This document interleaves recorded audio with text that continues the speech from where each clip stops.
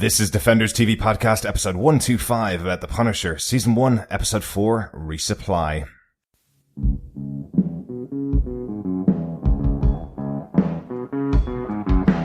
I hear a lot of people saying the blues, but I'm gonna tell you what the blues is. When you ain't got no money, you got the blues. Welcome back, fellow Defenders. This is Derek, one of your hosts for Defenders TV Podcast, and we're on episode 125 about The Punisher, season 1, episode 4, Resupply. Yes, I am one of your fully clothed hosts, John. And rounding out the group from your Defender in location, Chris. Have you seen any Spider-Man fly by recently? I haven't. I did go searching for the blind lawyer and his current filming in New York at the moment. But apparently they give the actors a break on a Saturday. Who knew? How dare they? I'd say if you went around at maybe 3 o'clock in the morning, Chris, you might find him filming on a rooftop somewhere. They do seem to work a lot of nights over there, don't they? I'm surprised that communism has arrived on the banks of the land of the free. I know. Saturday off. The one thing I will say is walking around Hell's Kitchen rooftops at 3 a.m. is probably not a good place to be. It's a lovely area of New York, Chris, actually, but I still wouldn't walk around the rooftops. You're probably right. Yeah, exactly. Any gentlemen, let's not speak about our other Defenders. We have a gun-touting, sledgehammer-wielding attacker.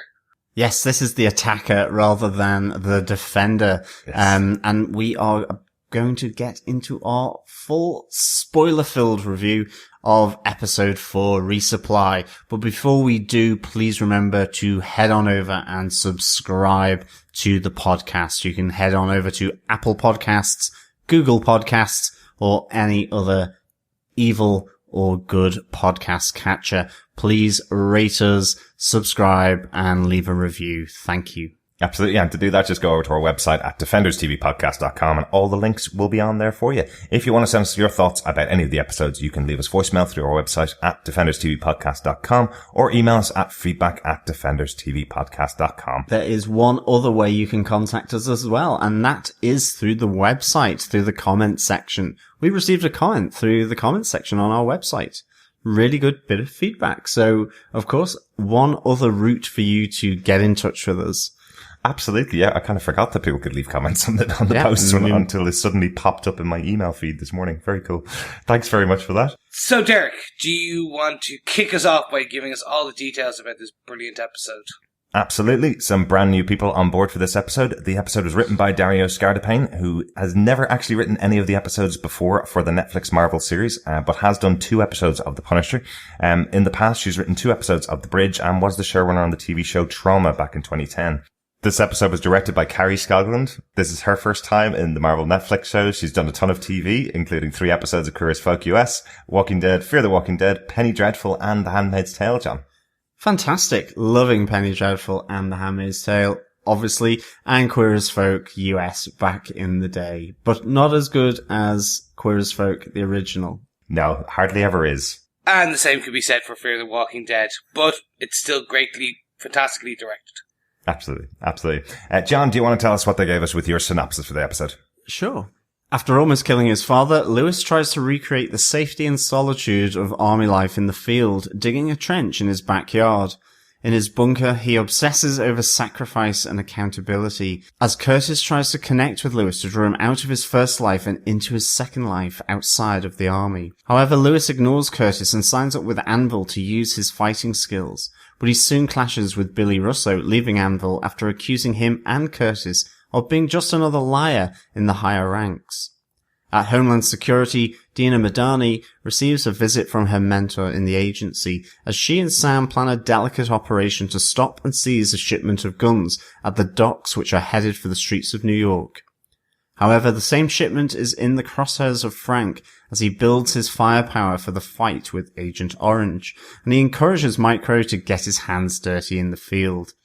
As both plans are set in train with the arrival of the truck of guns, Medina's operation is compromised as her communications are jammed and her video is looped by Micro, as Frank seizes the armory, instructing Micro to take the truck back to base. As Dina races to stop the truck, she and Frank play a game of cat and mouse in a high-speed muscle car chase around the docks.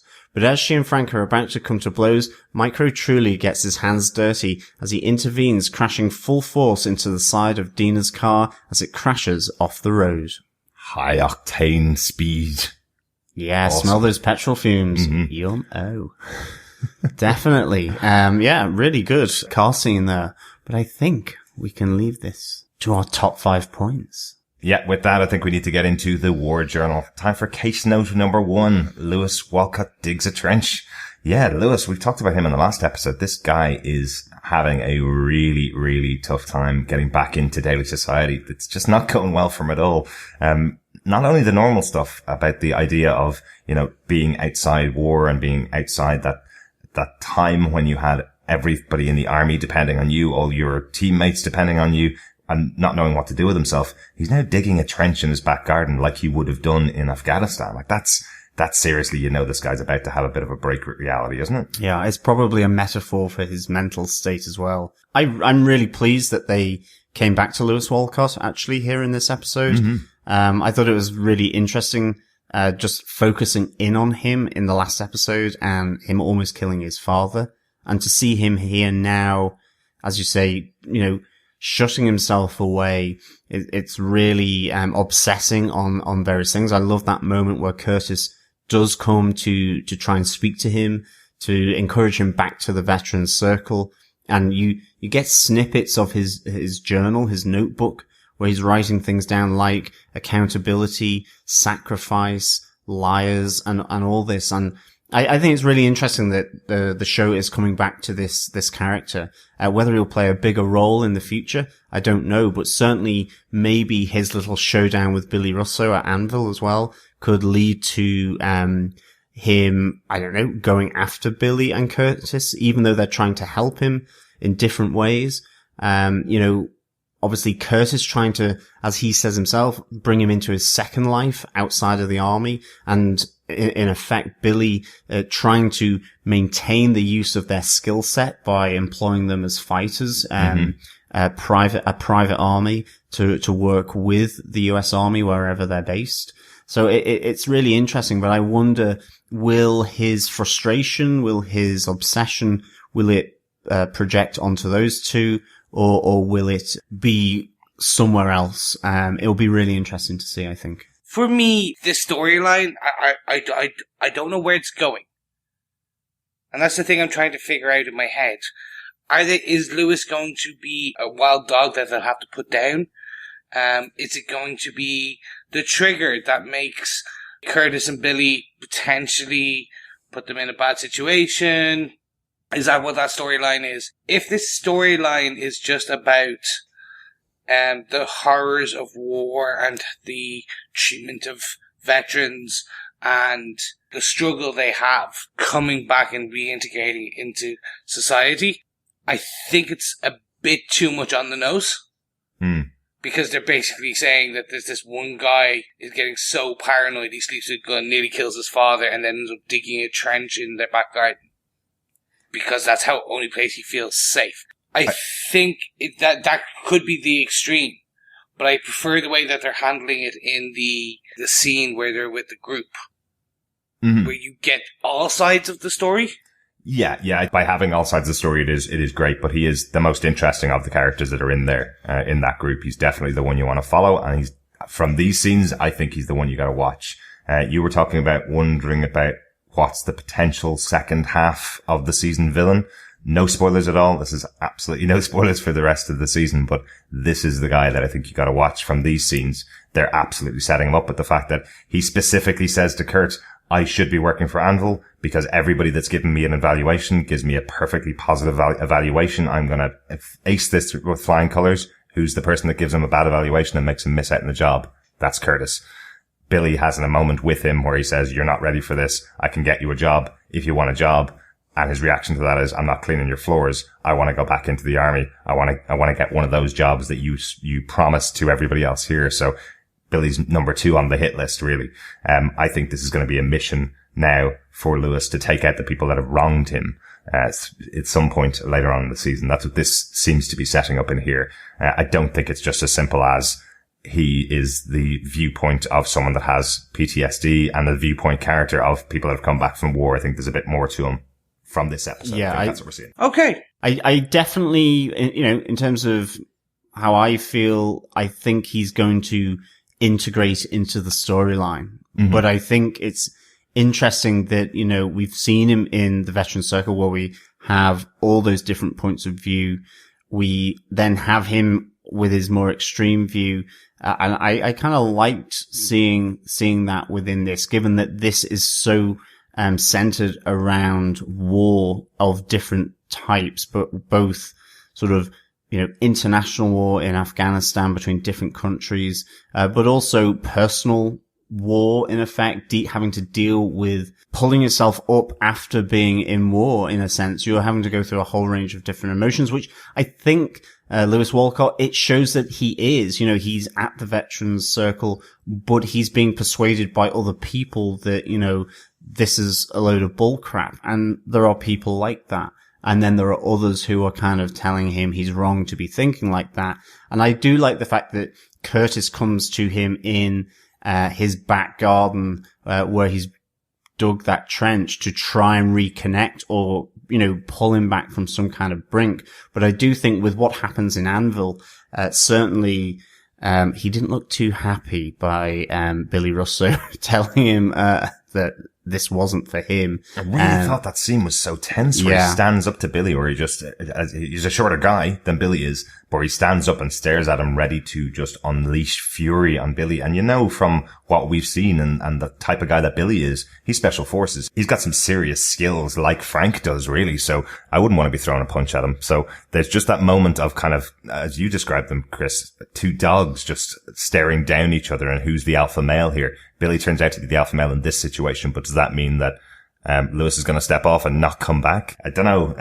There's some great interplay in these scenes. That moment when Curtis comes to talk to Lewis in his foxhole, and as he's giving him some great advice, some really interesting advice, the sound drops out completely, showing that Lewis isn't even listening anymore. He's not paying attention to any more of these lectures. He's done.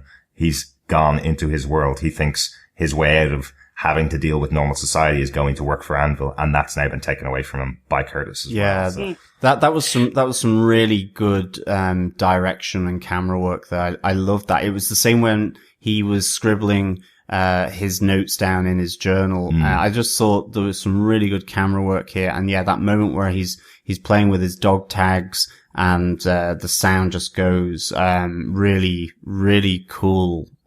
Setup and framing for that scene. Okay. I'm interested to see where it's going to go. I didn't actually think about the angle of it bringing the second half, one of the big bads or the origins. So I will reserve judgment. Again, maybe no spoilers. Yes. Quick question as well. What did people think of Anvil? It's a very black corporate logo they have there. And I mean, they are effectively is it mercenaries would be the right word for them?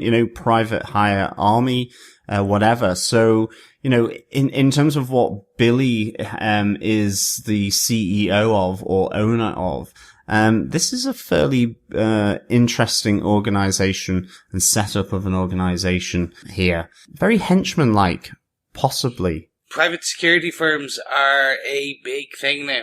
Mm-hmm. In real life.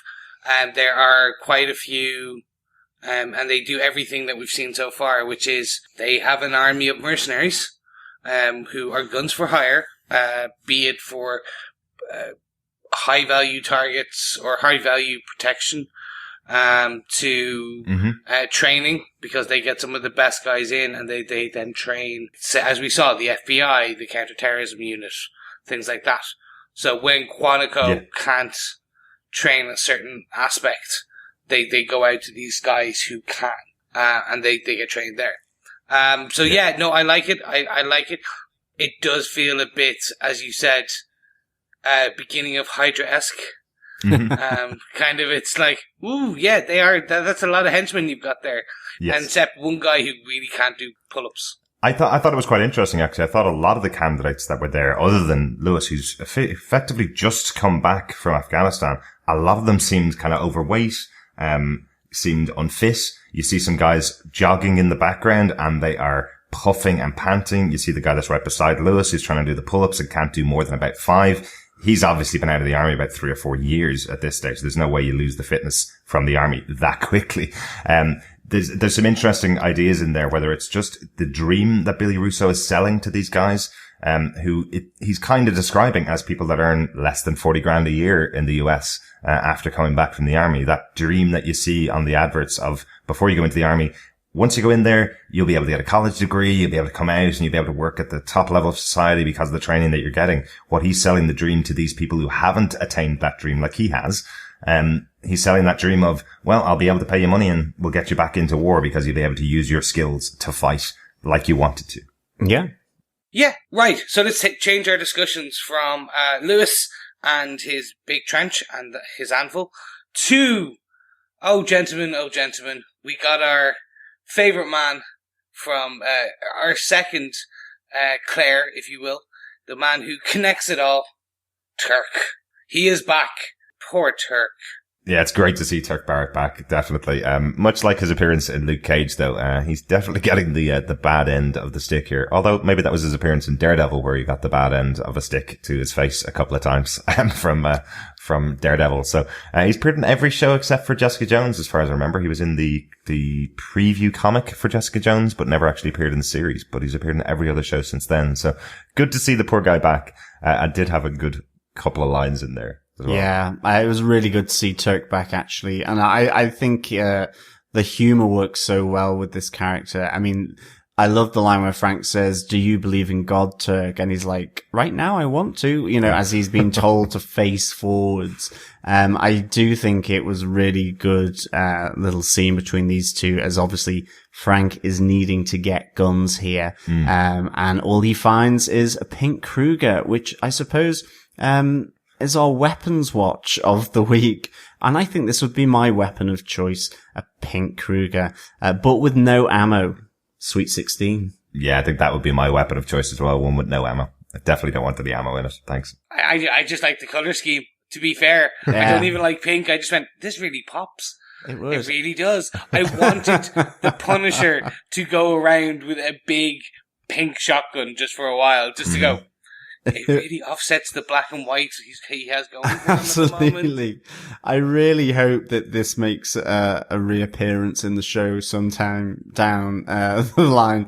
I think it would be so funny. It would also be my college colours, pink and black. So it would be, I would rock it at Worcester College. I really would. But it would, yeah, I'm really hoping that they pull this out for the laughs, at some point down the line, because I do think Pink Kruger, possibly with rainbow ammo, would be quite cool. Yeah, I do like that little touch as well, that the gun is being given to a guy's daughter for her sweet 16 birthday. He's just calling it the sweet 16 gun. Another little jab, I suppose, at gun culture. I think it's one that we as Europeans probably laugh about quite a lot, is that parents buying their 16-year-old kids guns and then them getting into their car and driving around with them. It's also a little bit crazy. It is. I'm so happy to see Turk back. I thought he was the perfect pairing because he's that underbelly, he's that side element of the Defenders universe. Gets knocked around quite a bit, poor guy. I was hoping to a degree that he would constantly supply Frank. Right. I thought he'd end up selling to Frank or telling Frank where his competition is all the time so that he could, that's what I was kind of getting for. And I was like, nope, this is just as good. He's the comic relief to a degree, as he's been in some of the other shows. So I was like, no, you did this perfectly. This is the right way of doing it. I do want the Pink Kruger. I want Sweet 16 back. Mm-hmm. He did take it as well. So yeah. I think that was more to berate David for sending him down there, to berate Micro for sending him after this cache of guns. He lists off all the different guns that he was supposed to be getting from Turk Barrett. But as usual, Turk fails is effectively the point of this scene. I like the fact that Punisher needs guns. He's in New York. There's only one man you can call, Turk Barrett, who has failed in every single time that someone's needed information or needed stuff from him. So, probably need to take him off the list. Yeah, it would have been cool for him to supply Frank, definitely, Chris, I think, but you just wouldn't be able to trust him. Yeah. He's shifting sands. He goes where it's safe and where the money flows, you know. But I love there was a little call out there from David Lieberman that the police are all over Turk. It's kind of you wouldn't believe how much surveillance this guy has on him. I love that little joke on Turk, because he does seem to get involved in these situations over and over again. I really liked Frank's ethos part, where he was like kind of very much saying he'd rob badass Peter so he can kill Psycho Paul. Yeah, that was very, really very, cool. very, very nice ethos piece. This very much this resupplied logistics piece. I'm really happy they're doing it this way.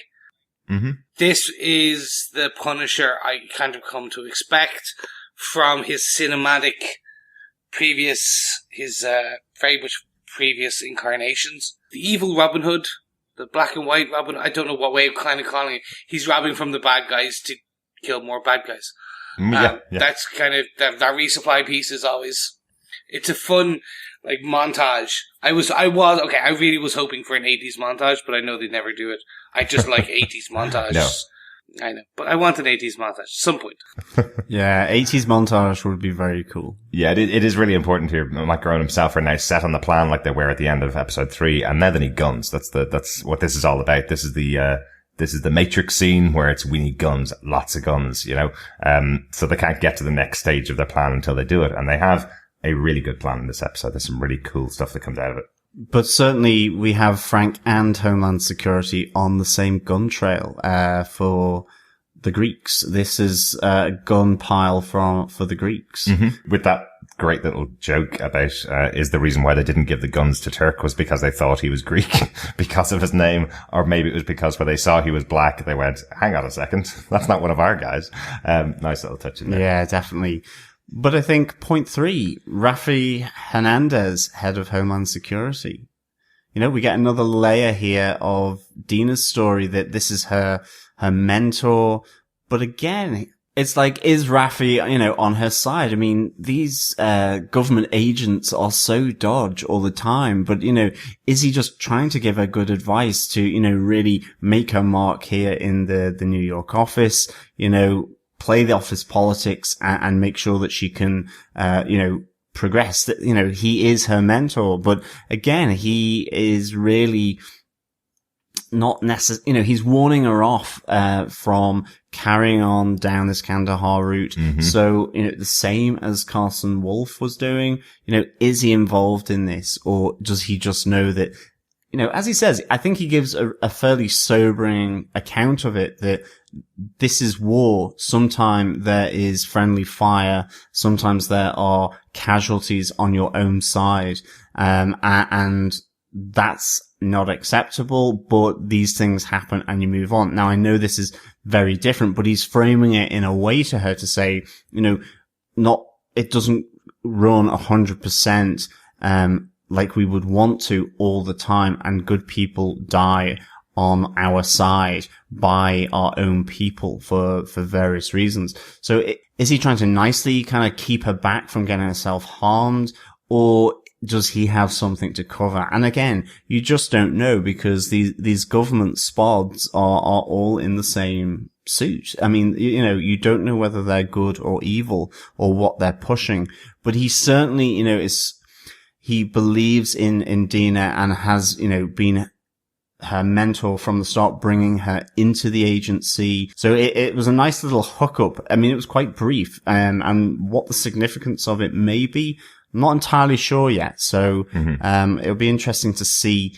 whether he is a part of Agent Orange's sort of sphere of influence or what. It'll be interesting, I suppose. Well, you gotta wonder if he was the one that had the word in Carson Wolf's ear to say, you need to shut this operation down as fast as possible. You know, if he was the person that was leading that particular side of the department, shutting it down, just like he is with Dina, he's saying to her, effectively, you are a very hungry agent. You want to get into a high position. Here's one for you. Work at this one and you can get to the next high position. Just leave Kandahar alone, and just you can move through your career and you can get better and better positions in this agency. If you just give up on this one job, we can guide you through this. Yeah, as I was kind of discussing last episode, I wasn't sure where they were going with the storyline. And I'm a bit like, it's one of the weaker. Now, if Rafi Hernandez's introduction is that, as you said, Derek, like, kind of like, he potentially was the one pushing Wolf, then what they're showing is that Homeland Security, to a good degree, there is these fractions within Homeland Security who may be not thinking about the security of their homeland as their number one priority. And I'm like, oh, no, that's cool. I can see a very cool storyline where it's basically, we've got Dina trying to remove the rot and the filth from within Homeland Security. That's a very cool storyline if they take it down that route, which is, there was this whole subsection of Homeland Security that was potentially funding or part of Cerberus, Operation Cerberus, or actually maybe they where we had Operation Cerberus as one arm in the army, and the forces, the armed guards, we have a different Operation X in Homeland Security, working as a different fraction, if you will. Very cool.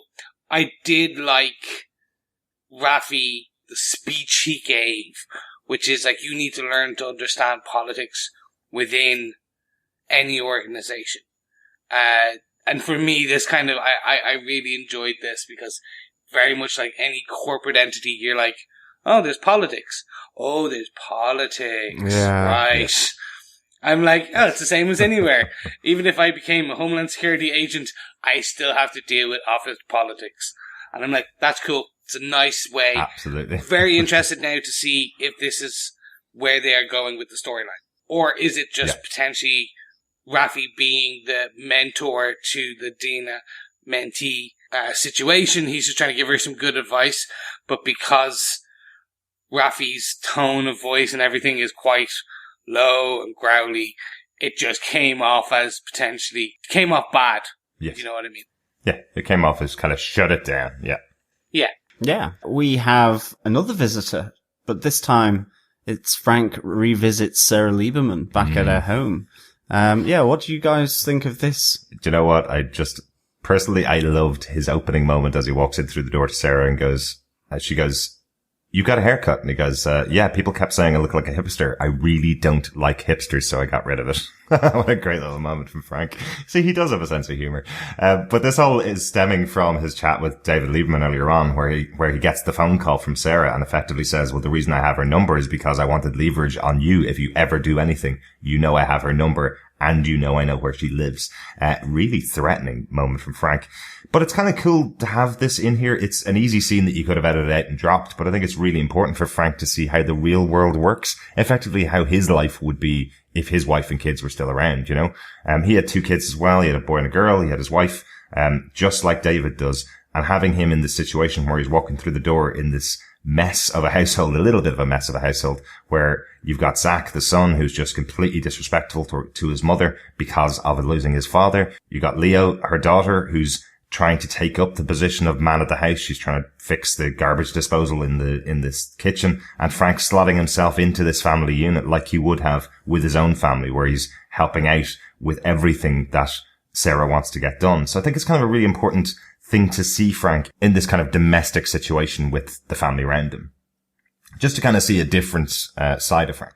Yeah, I mean, it's interesting when you said there that he threatens David Lieberman, by having his wife's phone number and that he would do something to her. But that ultimately would be outside of his ethos or code or mantra. Mm-hmm. So he presumably is playing double bluff with David Lieberman, who is not fully, it's only been a day since him and Frank have kind of teamed together here. So he's presumably bluffing here because that would not be Frank's style. He wouldn't go after innocence in that way. I really like this, but I also like the fact that Frank, in effect does put his foot in it with Sarah about David, saying how, she's kind of lamenting the fact that she's kind of angry at him. And I think she describes it as, why would you say something so harsh about someone you've never met? Yeah. He was a really brave guy. Just the fact that I complain about him doesn't mean that I don't want him back in my life, and so on. I thought that was really nice. I like these real personal touches that they bring in here, and particularly with Lieberman. And I think it's really important to, in effect, ground Frank as well as David Lieberman, because, what they're doing is high stakes stuff. This is their kind of bedrock on which they approach things and why they approach things. And I thought that was really important with her comeback to Frank there. And I thought it was really nice. She's still protective. She's still defensive about her husband, who she obviously still thinks is dead. Yeah. I'm calling it now. She will kiss Frank in the future episode when she has a bottle of wine on her, and then she'll go, "Oh no, oh my god," and that Frank will just kiss her, kind of go, "Nah," and that will cause Micro to go a bit crazy, slightly. You can see where I'm going with this. I can. Is that slight antagonistic bit? And I think the double bluff is the best way of putting this, right? Frank is saying that he's doing this just to mess with and keep Micro in check. Mm-hmm. That's not the case. Like, Frank is doing this because this is something he's missing. So the two of them are lulled into a false sense of security. They'll have a kiss. That will jar Frank. And actually, if anything, re-engage him towards the actual his path as Punisher. But then he'll need to deal with Micro as a kind of like, "I'm sorry, man, I didn't mean to do it. I didn't mean to kiss your wife who thinks you're dead." That kind of, that old chestnut, that old chestnut storyline. Yeah, I definitely agree with you that, Frank is also doing this for his own personal reasons, that, for that brief moment in time when he's at Sarah's house, it is the man of that house. Yeah. He's helping Leo with the garbage disposal. He's done the garage door, and he's also offering to fix the broken headlamp on her car as well. This is him being domestic Frank that he wanted with his own family, but that was taken away. And yeah, I wonder, even in this one, I still thought, is there going to be some kind of romantic development? It could even come from Sarah, in the sense that, she's been a year without her husband. She may, just find herself sort of wanting to have that company with a man, in the house. And I think it kind of works potentially both ways here between Frank and Sarah. And I think you always see that on David's face when he's watching them through the camera. He's like, where is this going? Or will it just be that once-off coincidence where they met because, she ran him over, effectively? Mm-hmm. Yeah, if you're a single lady in New York, all you have to do is drive up your driveway and there'll be guys throwing themselves onto the bonnet of your car. That does not sound scary whatsoever. No, it's a really good point that you make about David Lieberman is watching. Frank knows this. He even has a little jibe at David as he hears Sarah call her son a bit of an asshole when he's trying to deal with a difficult situation. And Frank goes, "I know a guy just like that," very audibly, very clearly, as a nice slag on David, who he knows is watching and listening. So, hey, look, he knows he's in the house of David with his wife. Would he really fall into her arms or give her a kiss without it just being a jibe at David because he knows she's watching? I think they are both widows feeling pain. Sarah doesn't know Micro is alive. It is a bit of a trope. You've seen it done before. Mm-hmm. And I'm wondering if they will do that. It's just a small thing. I like Frank using this as a sense of, as you said, jibes and jabs at David to try and keep him in check, even though he knows as the Punisher, he has no reason to punish his family. Mm-hmm. Yeah. Like, he can't, there is no rationale. But it's very much just to keep Micro in check.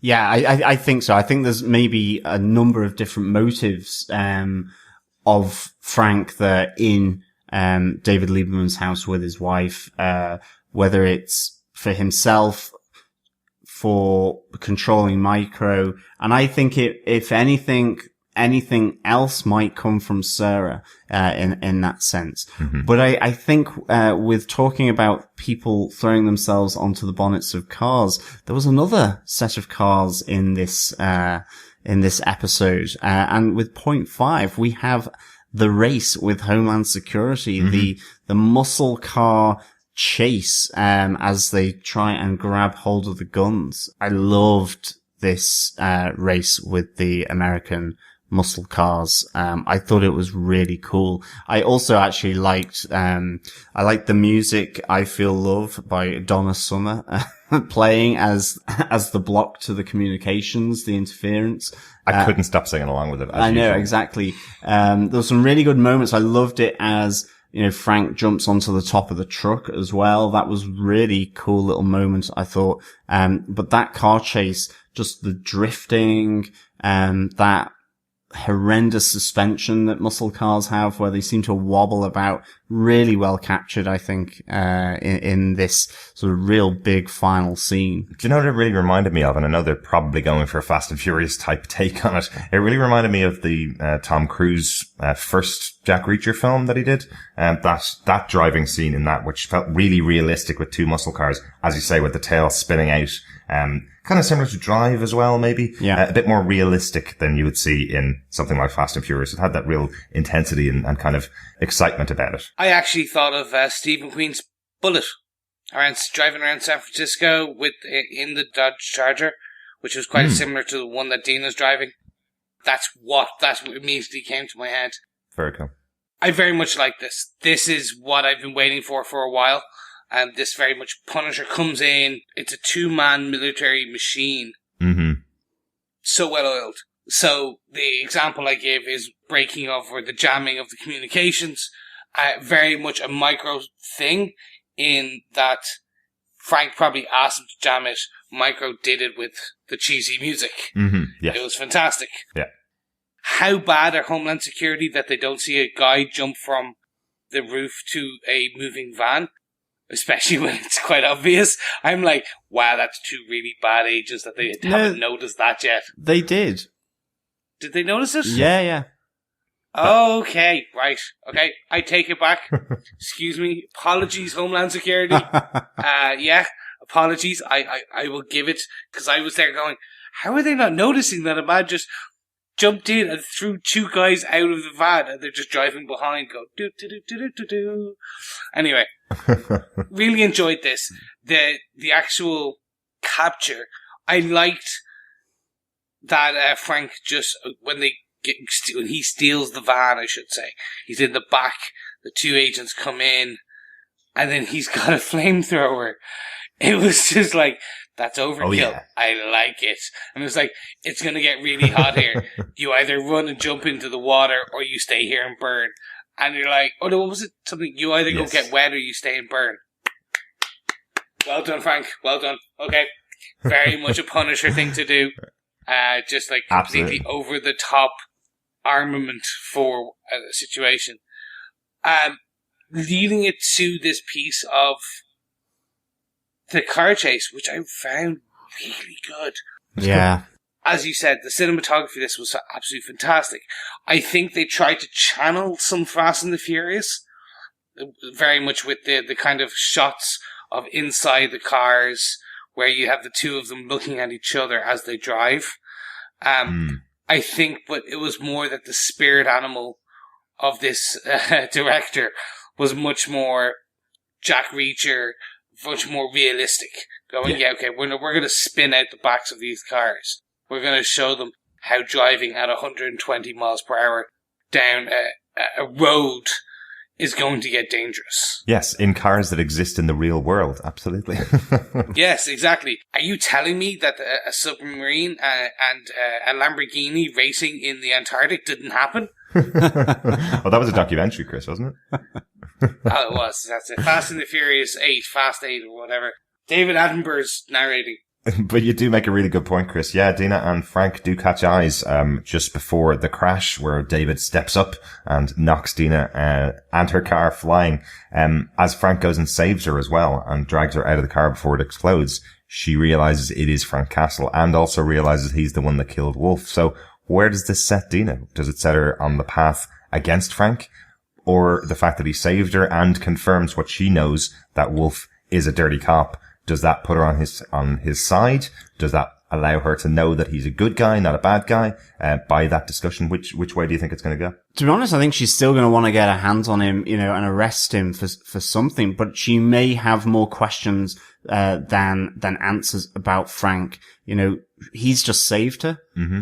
Because I love the fact that as he walks away and, gets back in the car and leaves, then the old Mustang blows up and her face lights up. It was really good. And in fact, again, another great shot where you see her looking as he walks through the smoke and his kind of figure disappears. Yeah. I thought that was really good. But yeah, she's going to have more questions again. I don't think it's that she's going to stop pursuing Frank in any way, but she's realizes that he has just saved her. Whilst he disarmed her, checked her ID, he didn't kill her, and that, like her, he told her that Carson was, one of the bad guys. He was, dirty. That's why he killed him.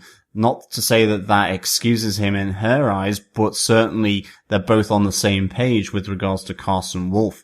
So it'll be interesting how she then processes that and goes after Frank, whether it's that she wants to talk to him before she arrests him or whether she's still looking to bring him in, because at the end of the day, she is obsessed with this investigation, and Frank Castle is one of her persons of interest without a shadow of a doubt. So I don't think she's just going to give up in trying to bring him in. Of course not. No. It could be more that they will end up being unlikely allies, that, she doesn't realize it, that again, their paths cross over something and they end up having to fight with one another out of a particular situation. I think what will happen is she will see the thing that Frank did as being the right thing, but his methods being wrong. Right. In other words, he's taking down the bad guys, but he's taking them out, not arresting them. Mm-hmm. And that's where they'll have the clash. So it'll be very much a quid pro quo. She'll find the dirty people inside of Homeland Security and this Operation Cerberus, and she may give that information to Castle. Or David might take it. Or David might take it. It'd be interesting to see how it goes. Yeah. I wasn't expecting them to do it like this so early. So I'm happily surprised that this is the way they did it. He saves her. He takes her gun away. He tells her the truth about Wolf that she already knew, but that he killed him for being so dirty and for having this kind of a relationship. Interesting. The one piece before I hand over to Derek, to you for your thoughts, Micro shocked by this. Micro was not happy. Like, he had to get his hands dirty. Oh, yeah. That scene when after he kind of crashes her car, he's seeing there, Frank has to kind of visibly shake him up to get him out of there, to get him to continue, because he's like, I got my hands dirty. I promise I said to you I wouldn't get my hands dirty. And you could see the actor who plays David Lieberman in the Micro. He portrayed this in an amazing way where he shook. He was squeezing the steering wheel. He's just so angry at Frank, for making him do this. It was really good. A nice little callback to the conversation that Frank had with Sarah earlier on, that David is a person that doesn't get his hands dirty. He really wasn't any good at home, so he'd just call a guy. And at this stage, Frank has that conversation with him a little bit earlier on, where Frank goes, I heard that you just call a guy and don't get your hands dirty. I'm the guy now. I'm the person that you've called into a situation where you could have done all this, but you're not willing to get your hands dirty. You're going to need to if you're going to work with me. So he made David do this. David's now effectively destroyed the car, almost killing a Homeland Security agent. So he's now done something illegal, which he hadn't in the past. He's been chased for something and the world has been told that he's done something illegal, but he's now done something illegal here. He almost killed a Homeland Security officer. So quite a significant way of getting your hands dirty for the first time, I suppose. Definitely. It was a great scene of his kind of reaction of that crash, and his resentment here at Frank. The tussle that they have, between each other, and Micro visibly shaken, as you say, Chris, really, really cool. Absolutely. That's our top 5 points for the episode. We did leave one out, so I'm going to pop it into notes here, which is Frank getting the Mustang and the van from the warehouse. Thought this was a really cool scene because you've got the guys, torturing the owners of the warehouse, the guys who are obviously flipping these cars. And I love that moment when David comes in again, shaking at the scene that Frank has left behind him. There's even a moment where Frank kills a guy and we don't see it. We just hear the sound of a pinball machine crashing as Frank throws the body onto it. I believe that's a comic book cover, is it, Chris? It's a comic book cover, and it's also a well-known statue of the Punisher. I believe it's a Diamond Select figure from a while back, a couple of years, probably the mid-2000s. And It's a dead man, the Punisher, a dead man against a pinball machine. It was a nice callback, but it's also a comic book cover as well. Yeah. A kind of well-known one. I can't think of who drew it though.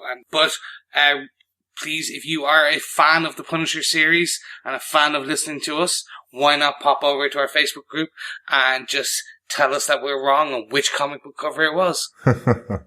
Absolutely. But it's a cool little scene. What I also love about it is David again has this reaction where he's going, there's a dead guy in a wheelbarrow out there. And Frank goes, I didn't do that. And look at all these dead bodies around here, the smell of them. And Frank goes, well, I did that because they did the other thing. And then David starts to throw up and Frank goes, don't leave any DNA evidence behind you of this. Nice little moment. Again, the humor of Frank without a smile, without a grin, without a nod and a wink. It's his humor under that completely gruff exterior where it sounds like he's threatening people, but he's actually adding a sense of humor. Any other notes for the episode, guys? Just a quick one for me. Essentially, I'm finding it really hard to find the Marvel Easter eggs that we did in, say, some of the other episodes or some of the other series. I don't know why that is. It's very light on the... so we don't have a Gladiator-like cameo. We don't have an Easter egg like the Gladiator's gauntlets or his suit in a scene. Things like that we would have for Daredevil. Mm-hmm. Or like Jules' costume in Jessica Jones. They're not as on the nose. I believe it's probably just because the callbacks to, say, Ennis's Punisher when he was in the Vietnam War. Like, a lot of people, that's some deep cuts right there. I think it's almost like too deep cut, if you know what I mean.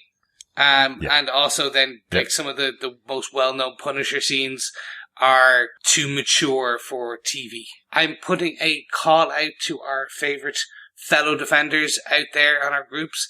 If you find any that I don't mention, please feel free just to come over to our Facebook group and tell us about it there, or pop us a tweet on Twitter @DefendersCast. Yeah, totally agree, Chris. I think there's probably something different going on in this show. There's probably a lot less Marvel Easter eggs, but that definitely pinball machine Easter egg is damn fine. That's pretty darn cool. I like that one. I think it's on to our defends of the episode. Chris, do you defend this episode of The Punisher Resupply, episode 4 of season 1? So yes, I do defend this episode. And to a degree, I also am quite happy to say that my fears, trials, and tribulations for the last couple of episodes are slowly waning or waxing, depending on which moon cycle you're in. They are going down the route that I wanted to see from this series. They are going to a point where things are starting to come together. I see what, to a degree, somewhat what the bigger picture is, and where they potentially may go. It's sad that it took me 4 episodes to get into this, more just because usually I'm very much bought in to them. I'm potentially what people may consider a Marvel Netflix superfan. We podcast about it. It was bad that it took me 4 episodes to get into it. And to kind of slowly go, okay, I see where I see the journey you're taking me on. I think the problem may have lay with the timing of everything and how potentially they could have condensed some of these scenes, some of these overall episodes just tighter. Hopefully this extension pays off because they've wasted 4 episodes out of 13. So I'm hoping that the overall pacing isn't rushed now going forward. But I am happy to tell our fellow defenders and my fellow podcasters that I am on board now. My fears are waning, and I'm happy to say that this episode really did it. The car chase scene, the resupply, bringing back Turk, the pinball machine, and then Frank potentially acting naughty with Mrs. Lieberman. But on that bombshell, John, do you defend this episode of The Punisher?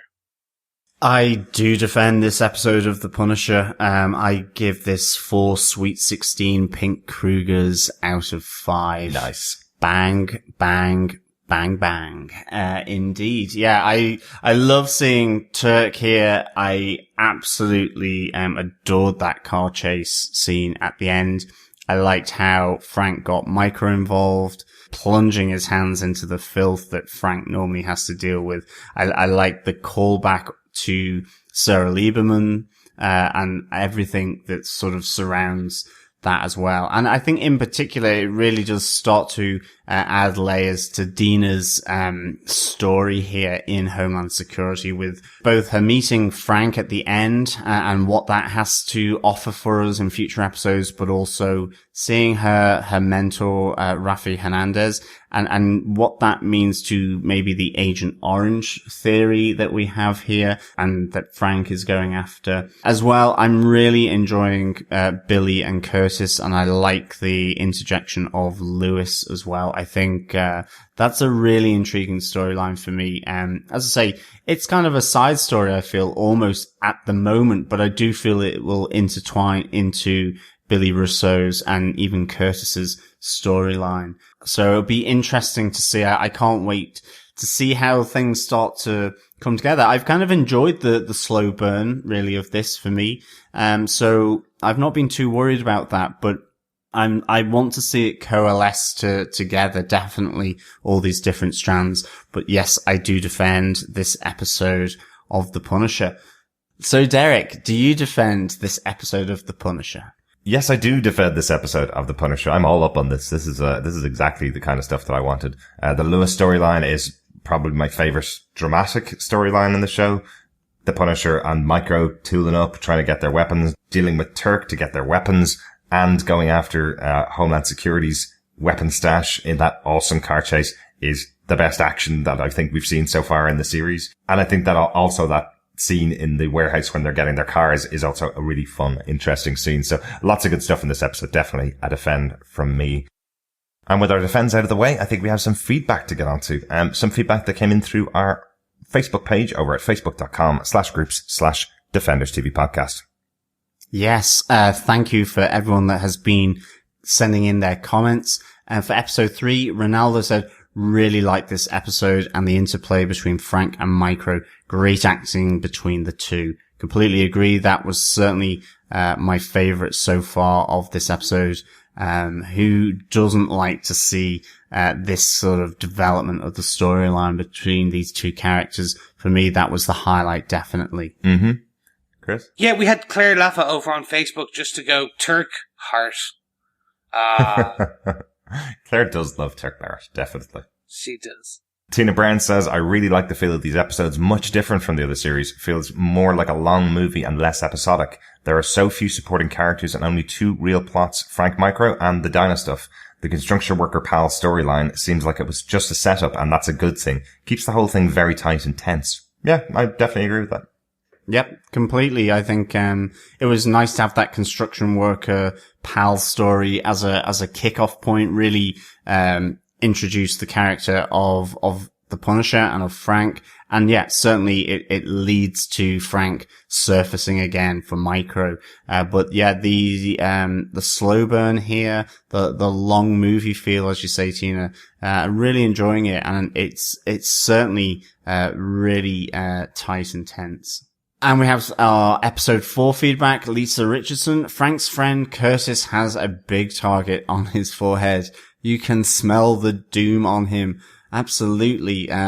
He really does have a target on his forehead. Certainly, after that, exchange in Anvil between, Russo and, Lewis, He is not Lewis's favorite guy at all. I wonder what doom smells like, though, Lisa. It's a really good phrase to use, definitely. Or does Lisa mean the target on his forehead means that Curtis is our bullseye? Ooh, do you think? I'm not sure. I think she probably means No. there's a target on him. No, yeah, I think so too. It was just the choice of target on his forehead, which is Bullseye's costume. No, it was not. The terrible bullseye on his forehead was a Daredevil film introduction that was then later copied by the comic books. Quick question though, given that Frank was within Daredevil's universe, do you think that there could be an origin or the emergence of Bullseye here in this Punisher? Given that we're talking about maybe crack shooters and snipers from the army, do you think there is a Bullseye evolution to develop here in the Punisher storyline? I'd love to see Punisher have the introduction to a huge character like Bullseye, because obviously everything is sat with Daredevil because it's been 2 seasons of the show. So I'd love to see the introduction over on this show. It would be very nice, I suppose, because Charlie Cox did share his spotlight in the previous season with Bernthal. Potentially, it would be nice to see Charlie Cox cross over in this season. I can hear our fellow Defenders screaming, but he can't. Well, if this is set before Defenders, fantastic, he definitely can. If it's set post-Defenders, unfortunately, there are reasons he cannot at this point. But, no spoilers, so in case you haven't watched Daredevil or The Defenders, that is all I'm saying for now, because I nearly just spoiled it. I got some additional feedback in after we finished recording the episode. Ronaldo says about our episode 3 podcast. Great episode, guys. It's hard for me to rewatch the show as I have no Wi-Fi at the moment, and it costs me an arm and a leg to watch the season via mobile data, but I really enjoyed this review, and the main points I loved. Chris's point about Frank's skill taking down the idiots in episode 1 compared to his hallway scene in Kandahar. I thought more so because in episode 1, Frank was taking down basically untrained bullies. His skill set far outmatched theirs. In Kandahar, it was soldier versus soldier. Good point, Ray. Yeah, I know what you mean. It's he probably doesn't need his full skills to take out a gang of bullies like they were. Ray goes on to say, loved Derek's pickup of the hallway scene. I didn't pick it up, but it makes so much sense. For Bookwatch, I especially liked the theory on that books on Barbie dolls was a poke at the superhuman MCU heroes. Sorry, I know that was a bit of a joke. Thanks for laughing at it, Ray. And then finally, Ray says, Chris's seed from Debbie Downer to if Debbie had indeed written into feedback. Oh, I wish we had a Debbie that could have written in for feedback. That would have worked so well. Thanks for listening, Ray. If our fellow Defenders want to check out a really good podcast about Moon Knight, a little underserved hero character from the Marvel Universe, check out Ray's podcast, Into the Night. Really, really good podcast. Yeah, really enjoyed it. Some other feedback on episode 4 came in from Tina Brown. She says, does New York seem a lot less populated? Drag racing on empty streets and people meeting on a deserted pier? Not so much. Does Michael live in the suburbs? His street also seems pretty quiet. Little nitpicks though, overall very happy. Yeah, I'd say they cleared the streets quite a lot of people in this city. Yeah, there's definitely a lot less people than you would see in New York at most times. Although I have been in a deserted area of New York at night and it is very weird. Thanks for that, Tina. Robert Phillips says, love the foxhole narrative. The tension and allegory is to how best to help the man who won't get out of the hole he's built, as the safety of the known is more comfortable than the distress of the normal. The show using the consistent motif of warriors trained for a single purpose and unsuited to adapt in the world should, I think, make us reflect that Frank needs to get out of his hole, not keep finding better reasons to stay in it. Really, really good commentary there, Robert. Thanks so much for sending that in. Really like that idea that it's all about the holes we make for ourselves and not being able to get out of them. Yeah, it's really interesting. I know we made the point that this series is supposed to be trying to get Frank back into his costume, his Punisher costume, and going out and punishing the villains. But yeah, I think the show is making a much more serious point about what happens to people who are trained and put into a specific category and not being able to get out of it. Very good point, Robert. Robert also says, did anybody else notice how you know when a car chase is finished because you can hear yourself think over the roaring of engines again? Yeah, I know this is something that I mentioned in the episode about the kind of Jack Reacher type of driving that's in this episode is really realistic sounding, but they're real muscle cars, so the noise of them is absolutely overtakes your senses for a while the car chase is going on. And finally, Michael Booth says, do we think that Micro knows that the agent in charge of the op they interrupt is the same one he sent the video to, and that she's the one he smashed up? I don't see how he could have missed that point. Assuming he saw the op briefing on an email that she probably would have at least been CC'd on, and I'm guessing he did some tech tracking of the car, because no way he did just that by guesswork and analysis. Wow, Michael, really good catch. I didn't get that at all in the episode, that of course Micro should have known that Dinah was the person that he emailed, because it was her email address that he sent the video to in those flashback scenes back in episode 3. So he should have known this was Dina. So I'm really intrigued. I wonder how that will play out in a future episode, or will it play out in a future episode? He may not have known that it was her behind the wheel of the car. He just saw a car lining up, but I'm sure we'll find out in the next episode. But thank you for all the feedback. Remember, as well as through email and through the Facebook group, you can also send us feedback through the voicemail on our website. Just go to defenderstvpodcast.com and go to the right-hand side, and you can leave up to 90 seconds of voicemail, or you can tweet us at DefendersCast over on Twitter. Absolutely. And if you want to subscribe to the podcast, as I mentioned earlier on, just go to the website at defenderstvpodcast.com and go to the subscribe section, where you should find every good or evil podcast catcher that you can subscribe to. While you're on there, if you want to leave us a review or share the love with your friends, just share the podcast through your own social media channels. Be cool. Yes. Thanks. Yes, Sean Connery. The subscribe section. That was hilarious. Thanks so much for joining us for this week's episode. We'll be back next week with episode 5, Gunner, on Friday the 8th of December. Yes, thank you very much, everyone, and keep on punishing. As always, thank you so much for listening, and we will speak with you again next time. I'm off to oil my pink Kruger. Bye.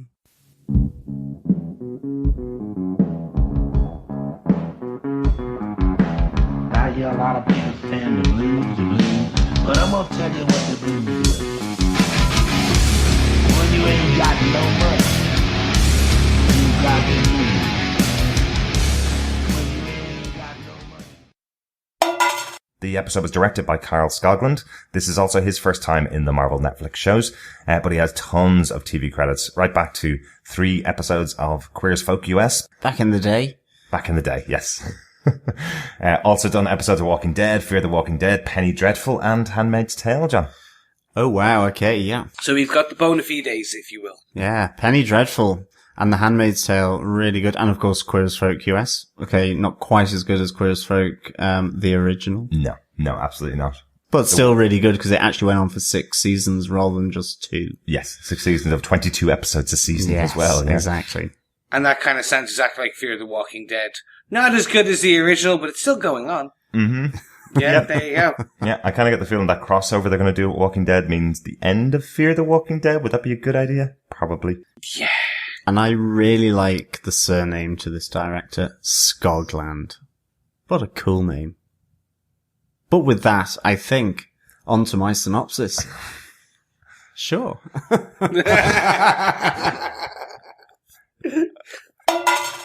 As she races to stop the truck, she and Frank play a cat and mouse. Play a cat and mouse? They put on ears and whiskers. But again, all these people in government agencies are so dodge. Like, is he definitely on her side? Is he just giving her good advice, warning her off? Play the game, play the field, make your mark here. Maybe not play the field. Yeah, okay, grand. I